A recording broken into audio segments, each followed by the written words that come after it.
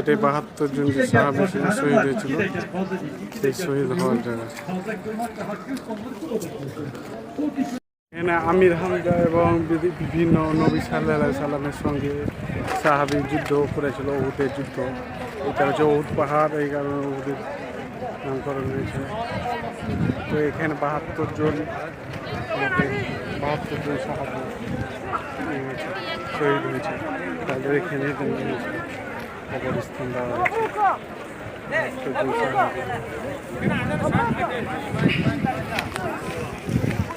আল্লাহ নবী এবং সাহাবীদের সঙ্গে যুদ্ধ হয়েছিল, 72 জন সাহাবী শহীদ হয়েছে। এটা হচ্ছে আমির হামজার কবর, আমির হামজার সাহাবী, তাই এখানে দাফন করা হয়েছিল। এখানে তাদের সংরক্ষিত করা আছে।